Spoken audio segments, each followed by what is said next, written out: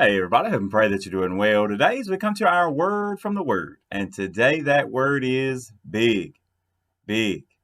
Now, today as we're following along in Second Chronicles, today in chapter 14, looking at Asa and his armies that he has gathered together, and they are facing a huge army.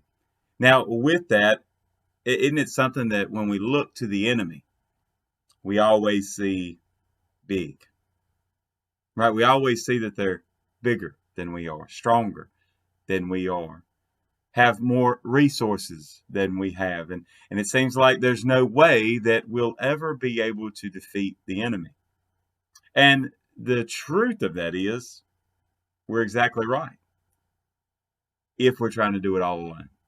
See, we can accomplish nothing. We talked about this Sunday. Without him, I can do nothing. Apart from him, we can do nothing. But with God, all things are possible, for there is nothing impossible with God. And so if you remember those things, then as we look to the problems that are big, we'll find a God who is bigger.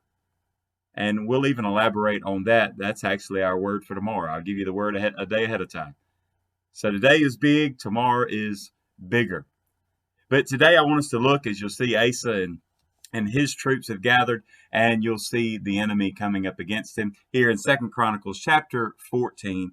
Starting in verse 9, it's very important that we see exactly what Asa does. It says, Then Zerah the Ethiopian came out against them with an army of a million men and 300 chariots, and he came to Mareshah. So Asa went out against him, and they set up the troops in battle array in the valley of Zephath at Mareshah. And Asa cried out to the Lord his God, and said, Lord, it is nothing for you to help, whether it with many or with those who have no power. Help us, O Lord our God, for we rest on you. And in your name we go against this multitude. O Lord, you are our God. Do not let man prevail against you. Now, see, if you read the verses before, you'll see that Asa had a sizable army itself, but they were virtually facing an enemy that was double their size.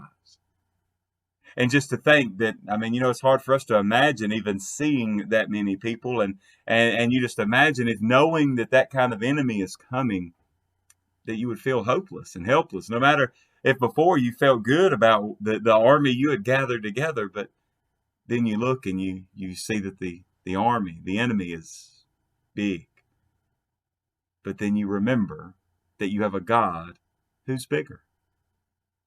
And see, this is something that as Asa's crying out, he's setting a precedent for all those who follow, and even us today as we look to it, that we cry out to him. Right? We don't have to wait until the battle starts. Right? We pray and we ask God to intervene. Ask God to have his will and his way. And did you notice the prayer? Don't let man prevail. Now some may look at that and say, well, man, Asa was asking for him to prevail. No, he was asking for God to prevail. Yes, was he concerned about his people? Yes. But he's a man who was doing godly things, and God had put him in that place to lead his people. And it's something that when we keep our eyes on God, he hears those prayers. And his desire is to intervene if we'll just call on him. That's all it is. It's so many times it's just a test of our faith just to see if we're going to try to do it on our own or if we're going to turn to him. So today, I don't know what problems you may be facing, and we all have problems of varying sizes. Some days, you've got a big problem, and then the next day you find out that problem you had yesterday wasn't really all that big. You may be facing something even larger.